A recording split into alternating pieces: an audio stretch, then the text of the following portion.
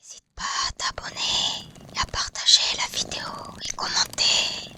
Et si tu kiffes la vidéo, que tu l'aimes ou que tu l'aimes bien, ou que tu la supportes, appuie sur le petit pouce bleu. Ouais, t'as vu, c'est super bien fait. Allez, bisous. Nous sommes le 5 septembre 2025 et mon tirage portera sur le streamer qui apparemment était bien connu, je ne savais pas qui c'était, dont le pseudo était Narutovi, en compagnie de Safine. Narutovi, son prénom et son nom est Owen Senazandotti et Safine, c'est Safine Hamadi, qui ont fait beaucoup de streaming apparemment sur le site Streaming Kick, qui est le rival direct de Twitch, dont les couleurs juste changent et les règles sont moins intrusives au niveau de Kick, donc qui est la même chose que Twitch, avec une personne dont le pseudo, je suppose que c'est un pseudo, était Jean Pormanoff, qui est décédé, de son vrai prénom et nom Raphaël Graven, de 46 ans, décédé dans la nuit du dimanche 17 août au lundi 18 août. Donc je tirerai d'abord sur la personnalité de Owen Senazandotti, donc Narutovi, ensuite sur la personnalité de Safine Hamadi, et ensuite je tirerai sur la question: que s'est-il réellement passé? Qu'a fait exactement Owen Senazandotti, donc le fameux Narutovi?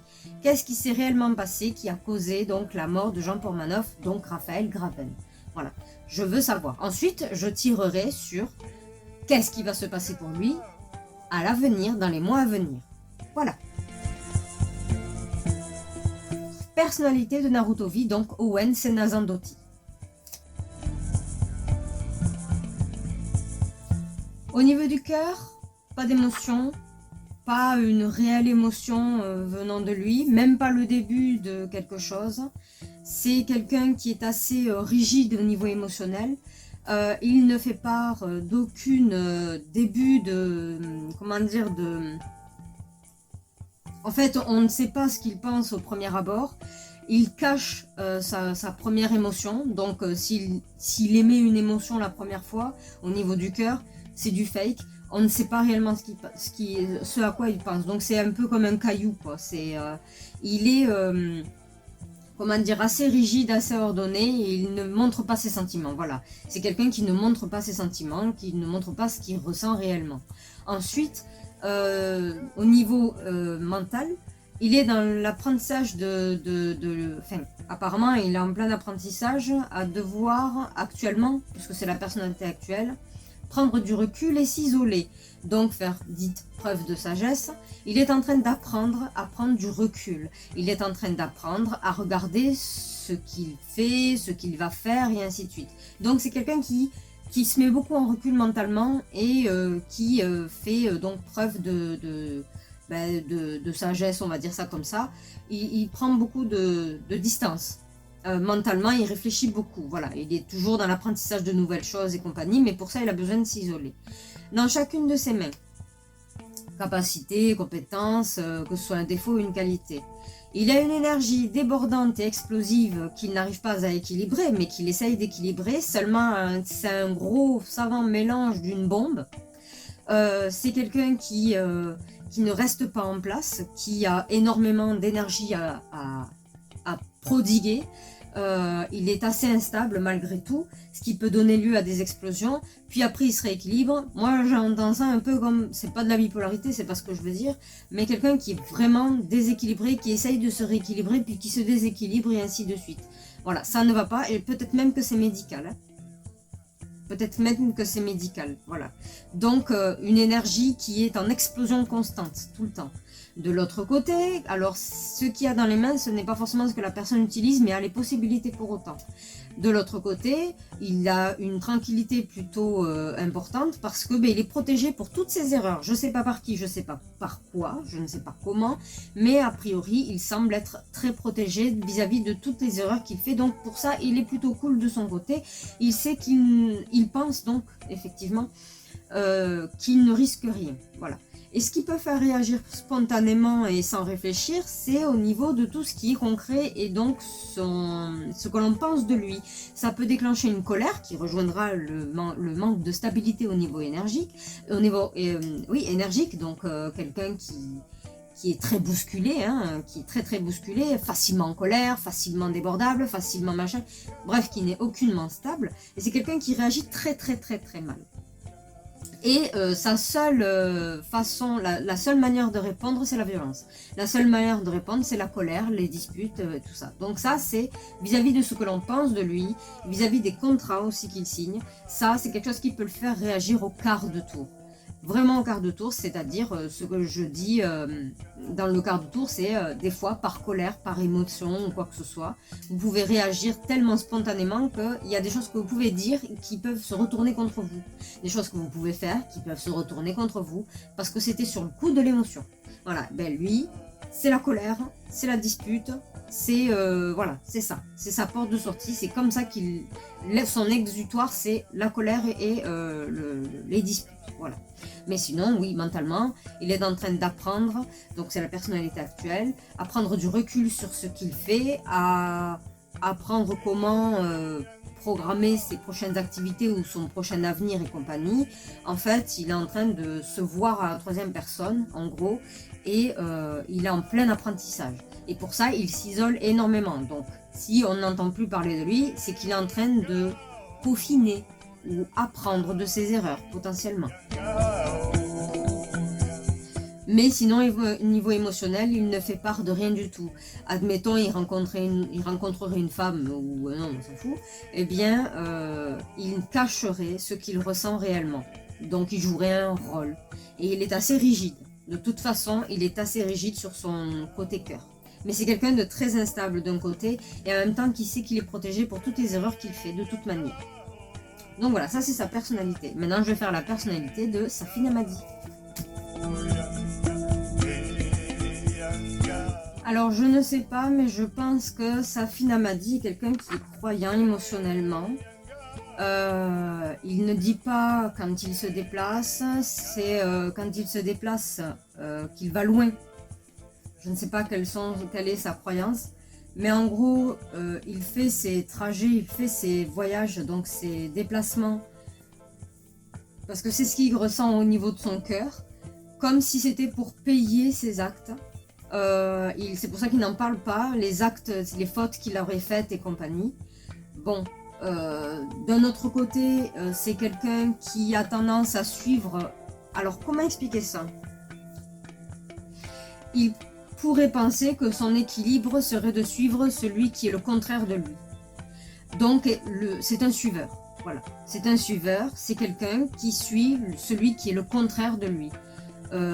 Il pense, en tout cas, il est persuadé que ça lui donne son propre équilibre. Parce que mentalement, il est en train d'apprendre à devenir un homme sage. Ce qui est compliqué car d'un côté, il est attiré par celui qui est le contraire de lui. Donc, je donne un exemple. Je ne dis pas que c'est le cas, je ne les connais pas sérieusement. Admettons, Safine n'est pas quelqu'un à la base de méchant. C'est pas quelqu'un de malsain, et en fait il est au contraire plutôt gentil, je sais pas moi, serviable et tout ce que vous voulez comme adjectif tout mignon, mais il aura tendance, en pensant qu'il est déséquilibré, pour se rééquilibrer, à s'attirer et comment dire, à répondre à l'attraction de personnes qui sont tout le contraire, donc des gens malsains, des gens qui provoquent, des gens qui font du mal et des choses comme ça. Et il a tendance à s'allier avec ce genre de personnes-là, comme si ça lui donnait un certain équilibre sur sa personnalité. Mais à contrario, vu que c'est la personnalité actuelle, il est en devenir de devoir apprendre à être un homme sage. Il est en train de penser à tout faire pour être un homme sage. D'où peut-être le fait qu'il ne dise pas où il va quand il doit payer, un peu comme si vous savez que vous avez fait des bêtises, grave ou pas grave, et que vous vous cachiez, vous alliez vous isoler quelque part, un endroit précis qui vous tient à cœur et vous ne le dites pas, mais en fait vous allez vous fouetter le dos tellement vous avez fait des choses horribles. C'est pour vous punir en gros et pour payer votre dette. En gros c'est ça, ça c'est son cœur. Voilà. De l'autre côté, je ne sais pas Là, spontanément, c'est comme si quelque chose qui peut le faire réagir, c'est les conséquences sur sa famille. Quand on va parler d'argent, quand on va parler de matériel, de choses comme ça, il sait qu'il y a un truc, il y a des gens qui vont certainement lui en parler. Est-ce que tu te rends compte des conséquences sur ta famille? Parce qu'il n'est pas né de nulle part, que je sache.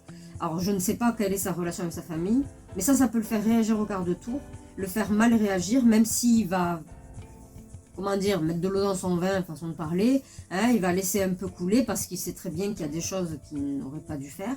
Et donc, ça peut le faire réagir si on lui parle de sa famille, de la richesse de sa famille, là où l'argent est parti, ses bénéfices et compagnie, tout ça. Bien que ce soit un suiveur, attiré par son contraire, par le contraire de ce qu'il est lui-même. Et de notre côté, je ne sais pas si c'est une volonté ou volontaire ou quoi, mais il a la possibilité, je sais pas, de mettre fin à... Attendez. De mettre fin à... C'est comme s'il avait cette possibilité de mettre fin à la réussite, au pouvoir de quelqu'un et la réussite de quelqu'un, mais il ne l'utilise pas parce qu'il suit son contraire. Il est capable de faire du mal quand même. Hein. Ah bon, allez, on laisse tomber. Je veux pas dire ça, mais peut-être que Safine, malgré que ce soit quelqu'un qui suit le contraire de lui-même en pensant que ça le rééquilibre, c'est quelqu'un qui a la force de mettre fin à la réussite d'une autre personne par culpabilité. Il pourrait être probable, il a cette possibilité en gros de toute façon, puisqu'il y a un pardon, il a cette possibilité de mettre fin au business de quelqu'un, il a cette capacité-là, en tout cas dans sa personnalité actuelle, il est capable de mettre fin à la réussite de quelqu'un pour faire preuve de pardon. Oui, ça ne pardonne pas tout, mais il a cette possibilité, en gros, il a le pouvoir de mettre fin à la carrière de quelqu'un. Peut-être qu'il estime qu'il a mal fait les choses, en qualité comme un acte de pardon. Il n'y a pas de carte sacrifice, elle existe, hein, mais elle n'y est pas la carte. Hein. Mais il a cette possibilité-là, autant de suivre son contraire, autant de mettre fin quand ça va trop loin, et parce qu'il estime que ce que la personne fait n'est pas bien. Ce qui est assez, comment dire, contradictoire dans le fait de suivre son inverse, l'inverse de soi-même, qui pourrait être ton propre adversaire de toute façon. Mais il est lié.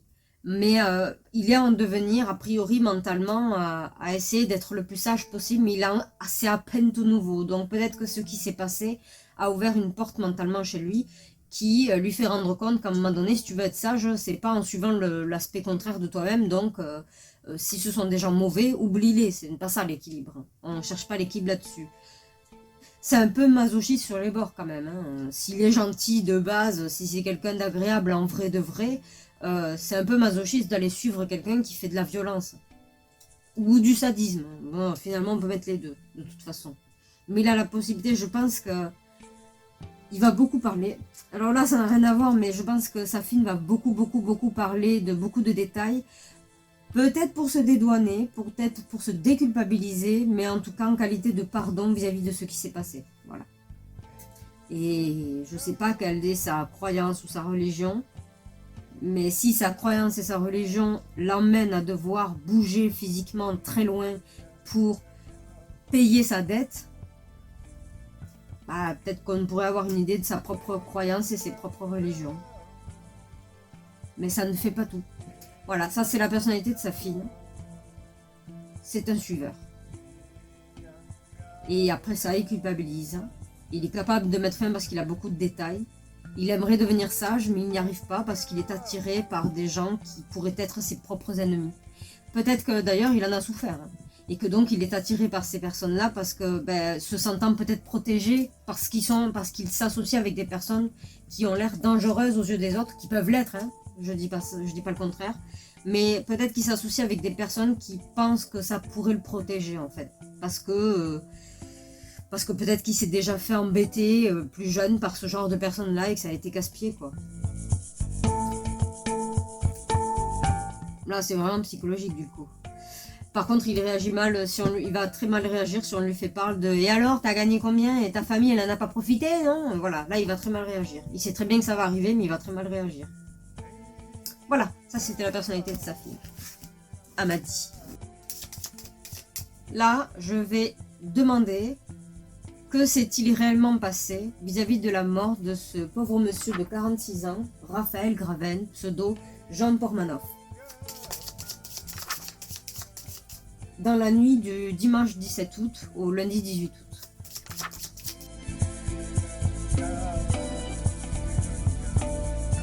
À ma question, que s'est-il passé avec Jean Pormanoff, donc Café Narutovi, Owen Senazandotti sur Raphaël Graven, de base, Owen, c'est quelqu'un qui a mis en avant le fait qu'il avait toute la force et le combat et tout ce qui allait avec et compagnie. Il voulait mettre ça en avant, le combat je vais sauver le monde ou je vais sauver des gens.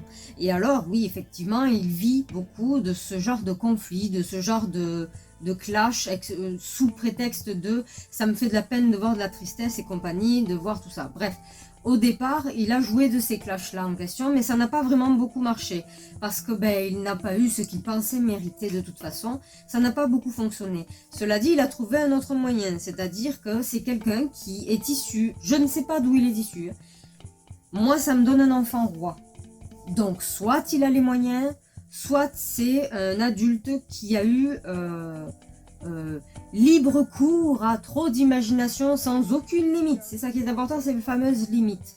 Donc c'est quelqu'un qui, pour moi, est l'équivalent d'un enfant roi et qui n'aime pas les gens en position de faiblesse, les gens qui ont des difficultés. En vrai, il ne les aime pas. Il veut les battre, il veut les combattre, il veut les voler. Parce qu'il est, pour lui, c'est comme s'il estimait qu'ils ne devraient pas avoir lieu et qu'ils ne devraient pas exister.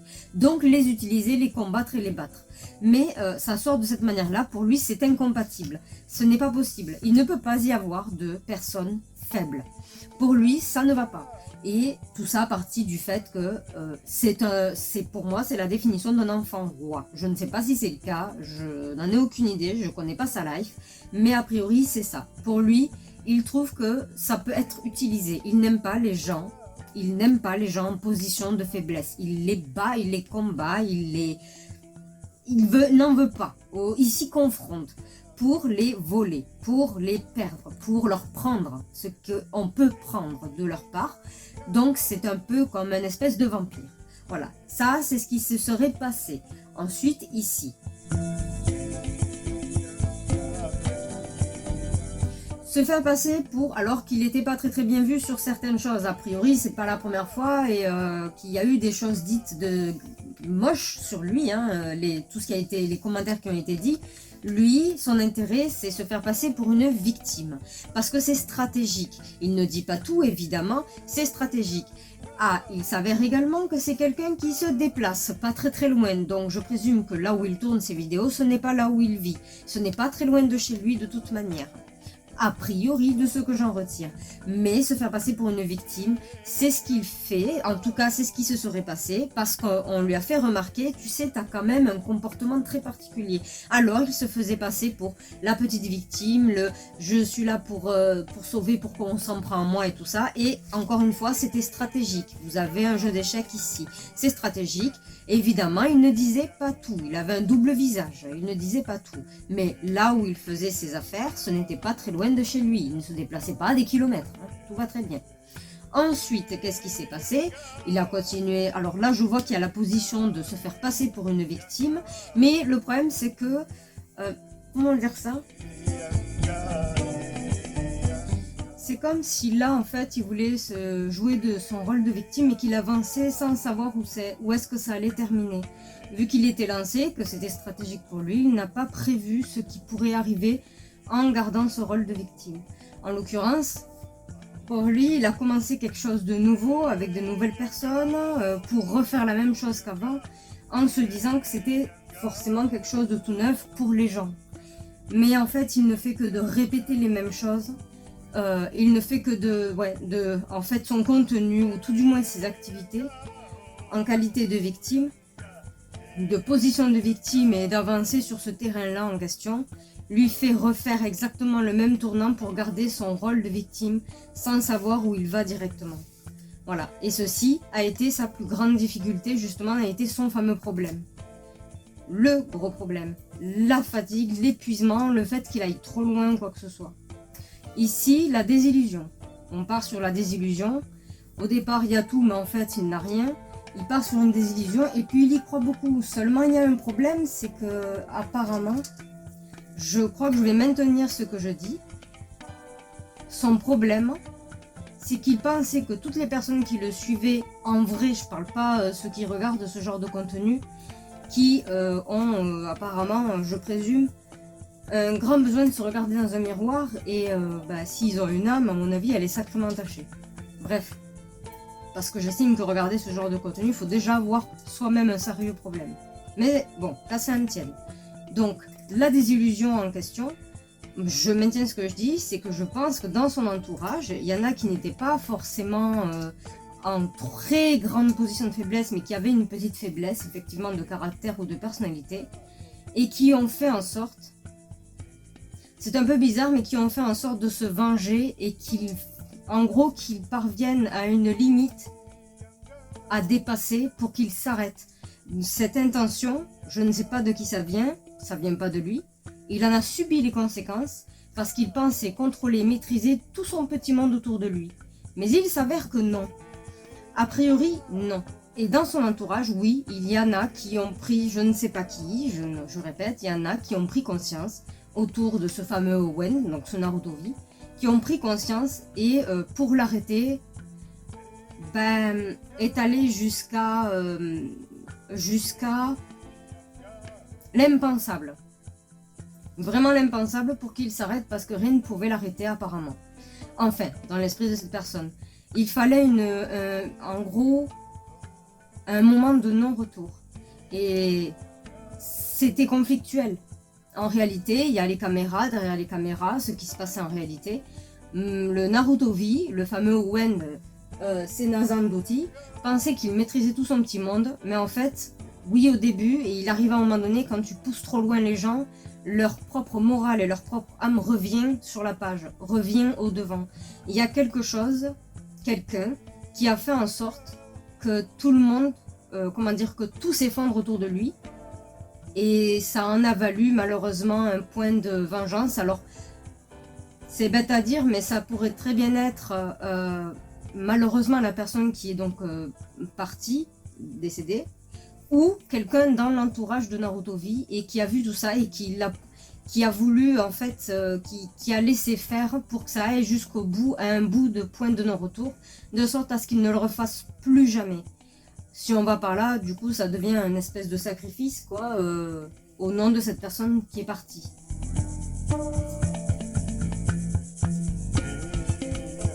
Ma question sera, que va-t-il se passer dans les mois à venir pour ce fameux Naruto-V, de son prénom et de son nom, Owen Senazan-Doti. Voilà, qu'est-ce qui va se passer dans les mois à venir pour lui?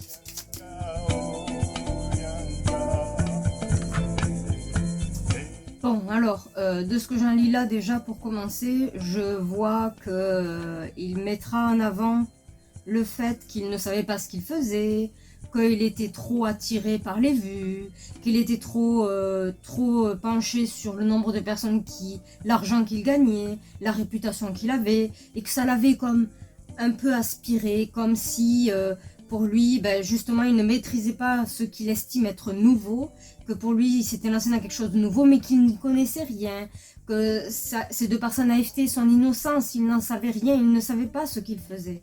Et là, effectivement, il y a l'histoire du jugement. Et le jugement en question, il va y avoir une sorte de, comme si il allait mettre en avant le fait qu'en fait il passait une très très mauvaise période, qu'il était inconscient de ce qu'il faisait, que pour lui c'était un travail comme un autre, évidemment, mais qu'il était plus en perte qu'autre chose, il ne gagnait pas tant que ça finalement au fond, mais il était pas bien. Donc mettre en avant au niveau de la justice qu'il n'était pas conscient de ce qu'il faisait. Ça, c'est dans les mois à venir, hein. Voilà. Ce qu'il compte faire. Ensuite, il va faire parler d'un espèce d'effondrement, donc comme quoi, mais ça allait plus trop, ça n'allait pas bien, vis-à-vis peut-être de, je ne sais pas s'il a quelqu'un dans sa vie, et surtout des enfants, mais ça on verra tout à l'heure, mais si c'est le cas, eh bien, oui, c'est très difficile, parce que à la maison, vous comprenez, je vous dis, hein, la traduction que ça me donne, hein, vous comprenez, je me donnais dur au travail exprès pour ma famille, pour mes proches et tout ça. Et c'est vrai que c'était très difficile. Les temps étaient absolument durs, vous comprenez. Peut-être même que d'ailleurs il va mettre en avant le décès de ce pauvre monsieur Raphaël Graven en expliquant oui, mais c'était pour son bien. Moi, c'était la première fois que je faisais ça. Je ne savais pas comment faire. Et voilà, j'ai voulu aussi effectivement utiliser cet argent pour mes proches et en même temps aider mon prochain qui était en grande difficulté, vous savez, voilà, un peu comme, donc on répète, hein, campagne santé, c'est la conclusion, c'est je voulais faire en sorte que de pouvoir sauver des gens, voilà. C'est ce qu'il fera en sorte, en tout cas c'est ce qu'il mettra en avant de ce que je vois. Là encore une fois c'est avancé, mais cette fois-ci, c'est pas cette fois-ci, il avance encore sans tenir compte des choses, évidemment, puisque c'est quand même le mât qui avance sans regarder devant lui. Avec tout son petit baluchon, il est sûr de lui malgré tout, il part certain, mais en tout cas, il explique comme quoi il a peur, en fait, il a peur des gens, il a peur qu'on lui veuille du mal, il a peur de la vengeance. On risque d'entendre ce genre de discours-là, et qu'effectivement, du coup, ça pourrait engendrer des séparations au niveau de ses proches. Je ne sais pas, encore une fois, s'il a une famille, une femme, des enfants, mais que ça pourrait engendrer des séparations, et qu'effectivement, possiblement, je dis ça comme ça, mais qu'il ait des menaces, et qu'il demande à ce qu'il y ait le fait qu'ils doivent déménager de pays, partir du pays, pour fuir en fait ces menaces qui le mettent en danger et qui mettent en danger tous ses proches. Encore fallait-il y penser avant, si c'est le cas. Hein. Voilà, donc je vois une séparation, là je lis une séparation et c'est vis-à-vis des ragots, des choses qui vont lui tomber dessus parce qu'effectivement il y a certainement beaucoup de gens qui veulent lui tomber dessus et il en a peur de ça. Il fallait prévoir, hein. Donc, a priori, il en a peur, effectivement, et puis il aimerait bien qu'on puisse le déménager pour sa sécurité, d'accord? Voilà. Et sinon, ben, on apprendra vers la fin comme quoi il y a un problème. Alors, s'il a des enfants, je suis désolée, de ce fait, eh ben, il les verra pas, parce qu'il partira en prison. Parce que même s'il prône la folie et compagnie, même s'il prône le fait de... Tout ce qu'il fait, il le fait calculer, il le fait pas inconsciemment loin de là, mais tout ce qu'il fait est calculé, même s'il veut prôner la folie, même auprès de sa famille d'ailleurs, ça n'arrangera rien, dans tous les cas, il sera enfermé. Alors, enfermé, ça peut être, peut-être que ça marchera, il ira en clinique psy, donc suivi psychiatriquement, ou simplement il ira en prison, voilà. Et là, c'est carrément la famille, je pense que c'est la famille ou tous ceux qui ont soutenu le fameux Raphaël Graven, donc sous son pseudo Jean Porbanov, qui vont se démener pour qu'il paye sa dette. Voilà. Ce fut court, mais plutôt clair. Mais je ne sais pas s'il a des enfants. Encore une fois, s'il a des enfants, une famille et tout ça, il n'est pas sorti de nulle part que je sache. Son argent, il n'y a pas que lui qui en a profité, je présume. Certainement, il y a une petite copine, des conneries comme ça. Mais ça va mal se passer pour lui. Et dans tous les cas, ça se passera mal d'une manière ou d'une autre, de toute façon. Qu'il aille en prison, en clinique psy, ce qu'il a fait, les gens se souviennent et ça a tourné abondamment. Donc forcément, il y a certainement des gens derrière, voilà, qui vont le menacer. Voilà. C'est tout ce que je peux dire. Donc, je vous invite à vous abonner, à activer la cloche. Ne vous inquiétez pas, il y a la conclusion juste après, ne vous en faites pas. C'est un peu brouillon, mais voilà. Donc, à activer la petite cloche pour être au courant des prochains sujets que je vais traiter. Me laisser une suggestion, donc me laisser des suggestions en commentaire, pourquoi pas. Si vous avez des idées sur lesquelles je peux tirer, je les ferai avec mon cœur, il n'y a pas de problème, c'est déjà arrivé. Pareil, me dire ce que vous en avez pensé, ce que vous pensez de cette situation, en commentaire également, que ce soit positif, négatif, attention aux mots, avec respect évidemment. Une pensée à la famille justement de Raphaël Graven, vraiment une très grosse pensée à cette personne et à sa famille. Donc je vous invite à me laisser en commentaire ce que vous en avez pensé. Si c'est négatif, c'est positif, je prends tout, je prends les critiques, si c'est constructif, ça me va. Et puis partagez, partager parce que en même temps c'est des tirages que je fais qui concernent beaucoup dans la population, donc la France, le monde, voilà. Ça ne concerne pas quelqu'un que vous ne connaissez pas, ça concerne également des gens peut-être que vous connaissez en l'occurrence. Et ça prévient également des dangers. Donc voilà, je vous invite à partager et voilà. Donc je vous fais des bisous et merci d'avoir regardé jusqu'au bout et je vous laisse avec la conclusion.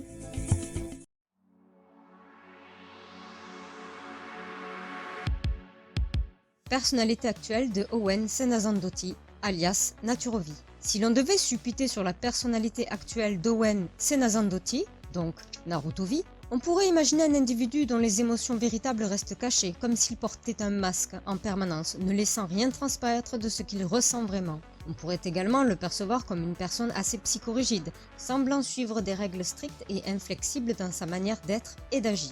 Mentalement, il est possible qu'il soit pleinement conscient de ses actes passés et présents, passant de longues heures à réfléchir, cherchant à anticiper les conséquences futures qui pourraient l'affecter personnellement. Peut-être s'isole-t-il régulièrement, s'isolant du monde extérieur pour mieux comprendre et assimiler ses actions et ses paroles, réalisant peu à peu la gravité de ce qu'il a pu faire. D'un côté, Owen pourrait dégager une énergie débordante, une sorte de force intérieure, instable et parfois explosive, qu'il tente désespérément de maîtriser, mais sans succès. Il semble incapable de rester en place, toujours en mouvement, comme s'il était en quête constante de quelque chose qu'il ne parvient pas à atteindre. D'un autre côté, il pourrait sembler bénéficier d'une protection invisible, une sorte de bouclier qui le préserve de ses erreurs qu'il a commises, qu'il commet, qu'il pourrait commettre à l'avenir. Cette impression de sécurité pourrait lui apporter un certain apaisement, une tranquillité d'esprit car il aurait l'impression de ne rien risquer quoi qu'il fasse. Owen pourrait également être une personne qui réagit de manière excessive et inappropriée, répondant à la moindre critique ou au moindre jugement par la violence et l'agression, comme si c'était sa seule échappatoire.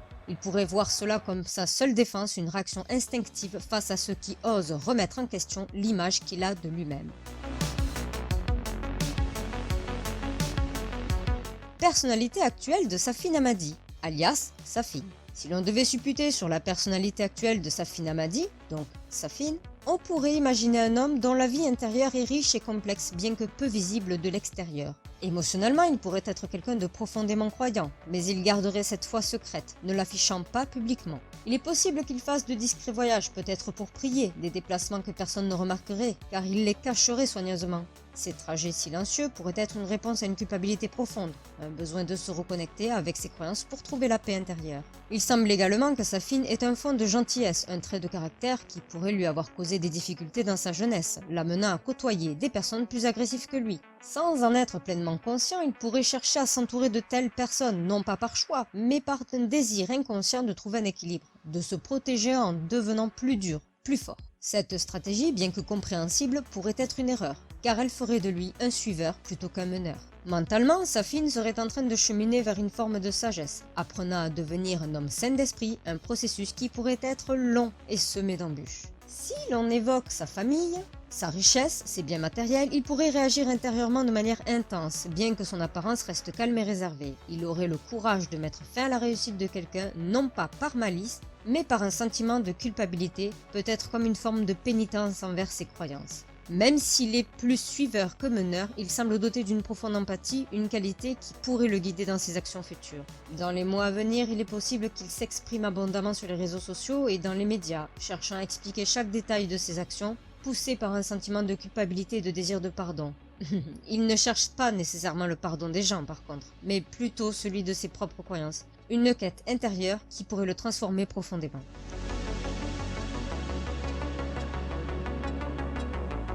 L'origine du décès de Raphaël Graven, alias Jean Pormanoff. Si l'on devait supputer les raisons probables à l'origine du décès de Raphaël Graven, donc Jean Pormanoff, on pourrait imaginer un scénario complexe et troublant où les motivations et les actions d'Owen Senazandotti, donc Narutovi, jouent un rôle central. On pourrait supposer qu'à l'origine Owen avait l'intention d'utiliser les réseaux sociaux pour se forger une image d'altruiste espérant en tirer tous les bénéfices possibles, se présentant comme le sauveur des âmes en détresse. Il espérait attirer des suiveurs et générer des revenus. Cependant, ce plan n'a pas fonctionné comme il l'espérait, ne lui apportant pas les bénéfices financiers et la notoriété escomptés. On pourrait également penser qu'Owen possède une personnalité rappelant celle d'un enfant roi, dénué de tolérance et d'empathie, incapable d'apprendre de ses erreurs. Cette vision biaisée des humains l'aurait conduit à croire que les faibles n'avaient pas leur place dans le monde, qu'ils n'étaient bons qu'à être manipulés. Ainsi, il n'aurait eu aucun respect pour ceux qu'il considérait comme inférieurs à lui. Face à l'échec de son image de sauveur altruiste, Owen aurait alors changé de stratégie. Il aurait décidé de se présenter comme un combattant exposant les personnes en situation de faiblesse, prétendant les sauver pour mieux profiter d'elles, voire les voler. Convaincu que les faibles, les personnes en situation de handicap, étaient incompatibles avec la vie humaine, il aurait justifié ses actions par une logique perverse. Cependant, certaines personnes auraient remarqué son comportement et l'auraient confronté à ses actes. Owen, toujours habile, aurait alors adopté une nouvelle stratégie. Se faire passer pour une victime, jouant le rôle de celui qui subit plutôt que celui qui fait subir, afin de regagner la sympathie du public et d'effacer son image négative. La pièce où il se filmait constamment n'était pas si loin de son lieu de vie réel, facilitant les déplacements entre chez lui et le lieu de tournage. Mais à un moment donné, il aurait dû s'arrêter, conscient des conséquences possibles. Pourtant, trop avide de bénéfices et de spectateurs, il aurait continué ajoutant de nouveaux formats sans se soucier des répercussions. Owen, doté d'une confiance en lui démesurée, était aveuglé par sa propre assurance. Il pensait contrôler son petit monde, les personnes qu'il considérait comme faibles. Mais parmi elles, il y en avait une qui voyait clair dans son jeu, une personne qui pourrait très bien avoir été complice de ses actions au fur et à mesure du temps, et aurait décidé de se venger, de mettre fin à la mascarade de Narutobi, entraînant, inévitablement, le décès de Raphaël Graven, donc Jean Pormanoff. Cet acte, un sacrifice pour les futures victimes potentielles d'Owen, pourrait être interprété comme un ultime geste pour arrêter la machine infernale qu'il avait créée. Ainsi, le décès de Raphaël Graven pourrait être vu comme une conséquence tragique d'un jeu de pouvoir et de manipulation, où les véritables victimes sont celles qui ont payé le prix ultime.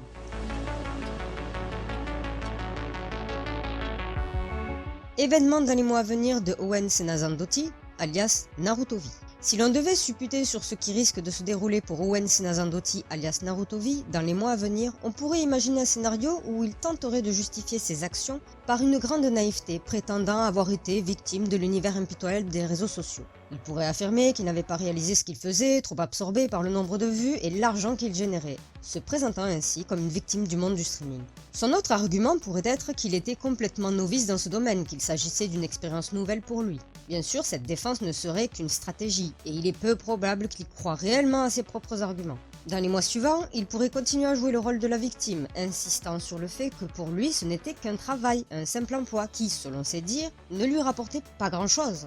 Il pourrait prétendre qu'il n'était pas conscient de ses actes, trop absorbé par le jeu du streaming, et manipulé par le système. Il pourrait ainsi tenter de se dédouaner de la responsabilité du décès de Raphaël Graven, alias Jean Pormanoff. Ne sachant pas s'il a une vie de famille, une épouse, des frères et sœurs ou des parents, il est fort probable qu'il joue la carte de la situation compliquée à domicile.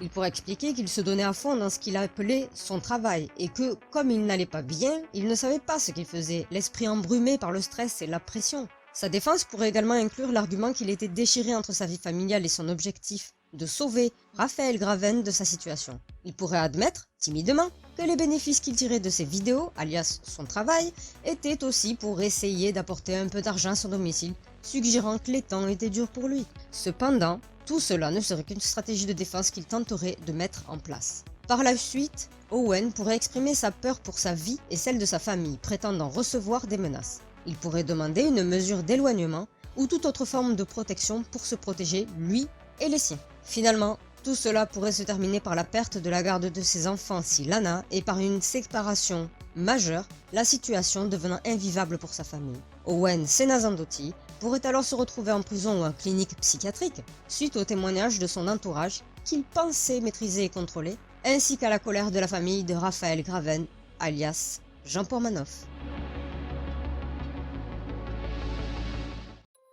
J'espère que mon partage vous a plu. Je vous invite à vous abonner et à activer la petite cloche de notification pour être averti de mes futures vidéos. N'hésitez pas à cliquer sur le pouce bleu et à me laisser un commentaire dans l'espace concerné si vous avez apprécié mon contenu.